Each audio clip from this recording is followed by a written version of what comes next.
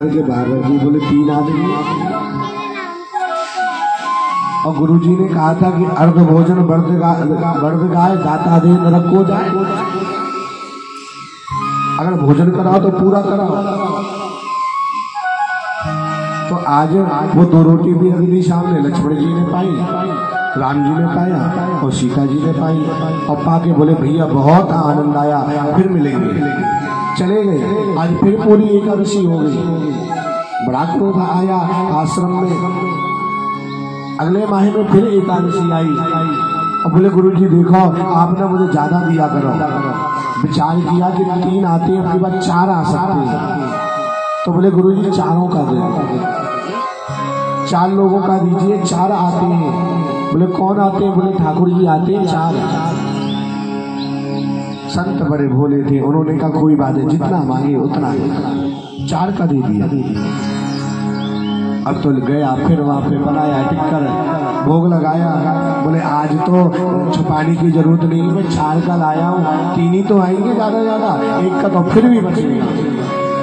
रख लिए।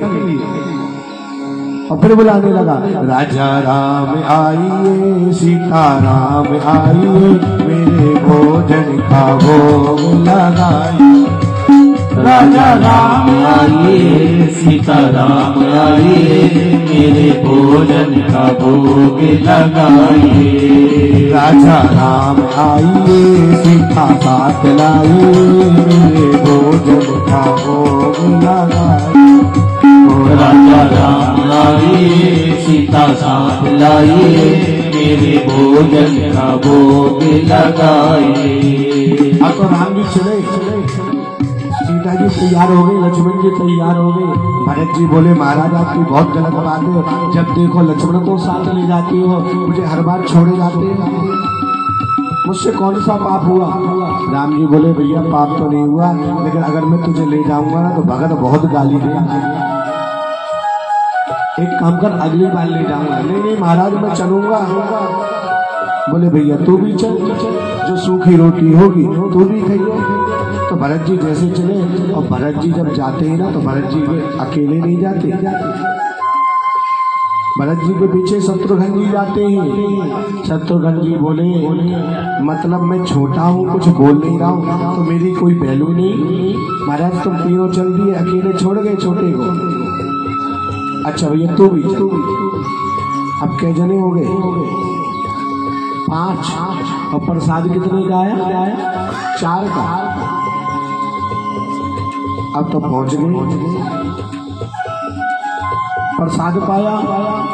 आज फिर भी कुछ नहीं बचा भगत को। भगत ने कहा देखो ये हमेशा एक जने बढ़ के ही आती है, मैं हमेशा भूखा रह जाता हूँ।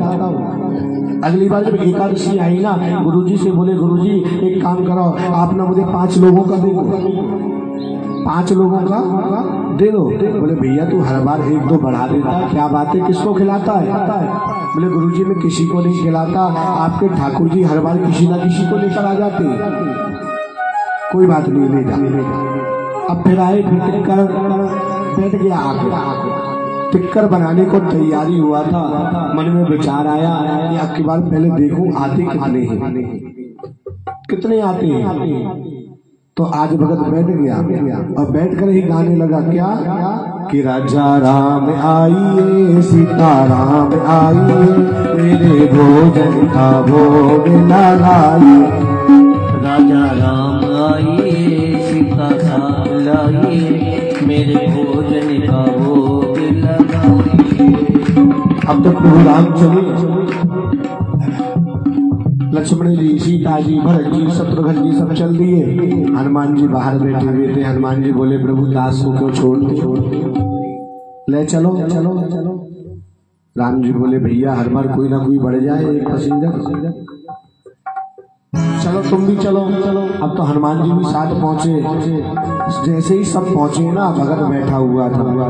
राम जी बोले लाओ, कहाँ है तुम्हारा प्रसाद, भोग लगाए। तो गोपाल भगत बोला महाराज का समझो कि तुम ही चतुर हो। अरे तुमसे ज्यादा चतुर मैं हूँ, अब की बार मैंने प्रसाद ही न बनाया। अब तुम्हें खानो तो एक काम करो, जी रखो चूर, जी रखी लकड़ियां, जी रखी आग, आग जलाओ और चून मारो, खुद बनाओ, तुम खाओ मो खाओ। हर बार खा के चले जाओ बाबूजी की तरह, मैं भूखो रह जाऊं। राम जी बोले देखा, और आ जाओ मेहमानी में, लग जाओ काम में। अब तो लक्ष्मण जी लकड़ियां भी में, सीता जी बढ़िया आते गूंथ में लग गई। हनुमान जी 2 पत्थरों को लेकर अग्नि को प्रज्वलित करने लगे, और जो भरत शत्रुघ्न थे ना वो सफाई करने लगे कि यहाँ पर बैठ के ठाकुर जी प्रसाद पाएंगे। सबको लगा दिया। इधर जो गुरुजी थे ना, गुरुजी ने देखा कि हर बार किसी ना किसी का बहाना बनाकर लेके जाता, देखो तो सही क्या कर रहा है। अच्छा, ये वैसी कथा नहीं कि मैं मन से सुना रहा हूँ, भक्तमाल की कथा है और सत्य घटना है ये। कालीवे में रामगलोला आश्रम है, आज भी सत्य घटना है।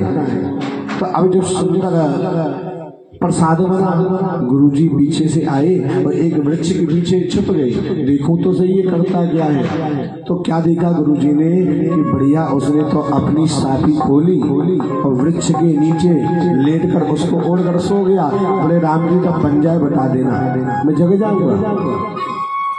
राम जी बैठे सब काम में लगे, हनुमान जी, लक्ष्मण जी, सीता जी, कोई बेल ला है, कोई सेक रहा है, कोई घी लगा रहा है। जब प्रसाद तैयार हो गया, राम जी बोले अरे देवता अब तो खड़े है जा, वो प्रसाद तैयार है। तो अब प्रसाद पाया। गुरुजी ने देखा कि क्या हो रहा है, पहले सो रहा था अब बैठ गया। गुरुजी को कुछ दिखाई नहीं दे रहा और भगत आनंद ले रहा है लीला का। अब वो खाने लगा। गुरुजी ने देखा ये क्या खा रहा है, चून तो वैसे ही रखा हुआ है, आलू वैसे ही पड़े हुए हैं, ये खा क्या रहा है। गुरुजी को लग रहा पागल हो गया। गुरुजी आए, बोले अरे गोपाल ये क्या कर रहा है तू। बोले गुरुजी देखो मैं ठाकुर जी का प्रसाद पा रहा हूँ, अब के बारे ना मैंने इनते ही बनवाया है, मैंने ना बनाया। अब मैं आपसे कहूंगा नहीं कि ज्यादा दे दो, पहले मैं देखे करूंगा ये कितने आ रहे हैं। गुरुजी बोले अरे गोपाल क्यों मूर्ख बना रहा है, देख मैं तुझे आश्रम से निकाल दूंगा। गोपाल की बात समझ में नहीं आई। गुरुजी को ठाकुर जी क्यों नहीं दिखाई दे रहे। बोले गुरुजी देखो ये राम जी बैठे, ये सीता जी बैठी, ये हनुमान जी बैठी, अरे वही राम दरबार पूरा बैठा है जो हमारे मंदिर में है। गुरुजी बोले गोपाल झूठ बोल रहा है, गुरु से झूठ, गुरु से कपट, मित्र से चोरी। अब तो गोपाल बोला गुरुजी मैं आपको कैसे बताऊं। गोपाल ने हाथ जोड़ लिए, हे प्रभु ये कैसी लीला, मुझे आपका दर्शन हो रहा है लेकिन गुरुजी को दर्शन क्यों नहीं हो रहा। राम जी कहते हैं गोपाल भले वो तेरे गुरु हैं लेकिन उनके मन में वो श्रद्धा नहीं है, वो निर्मलता नहीं है, वो भाव नहीं है जिस भाव से तूने मुझे बुलाया ना। तेरे गुरुजी मुझे पत्थर की मूर्ति समझते, तेरे गुरुजी मुझे पत्थर की मूर्ति में ढूंढते हैं, लेकिन तेरा जो भाव है वो साक्षात्कार का भाव है, इस वजह से तेरे गुरुजी को दर्शन नहीं हो रहा। तो जो गोपाल भगत था ना वो साष्टांग ठाकुर जी के चरणों में गिर गया। अच्छा साष्टांग प्रणाम कैसे होता है, आपने देखा ना साष्टांग प्रणाम कैसे होता है।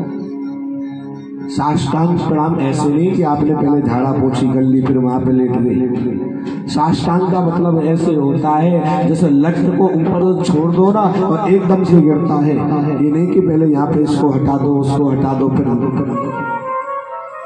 अपने आराध्य को देखते जो लेट जाए, ना गीला देखे ना सूखा देखे। आज साष्टांग दंडवत करी। बोले महाराज ऐसी कृपा करो गुरु जी का भी आपका दर्शन हो जाए। बोले बेटा गुरु जी को अगर दर्शन कराना है तो एक काम कर, तू अपने गुरु जी को अपनी गोदी में बैठा ले। अब तो गुरु जी को गोपाल भगत ने जैसे गोदी में बैठाया उसी समय गुरु जी को भी लीला का दर्शन हो गया। राम लक्ष्मण सीता भरत शत्रुघ्न सब बैठे हुए हैं। आज गुरु जी ने शिष्य के पैर पकड़ लिए, धन्य है बेटा आज तूने गुरु को ही ईश्वर का दर्शन करा दिया। अरे तू तो मेरा भी गुरु है, नहीं गुरुजी, ये आपकी ही कृपा है, आपके मंत्र के द्वारा ही मुझे ठाकुर जी का दर्शन हुआ है।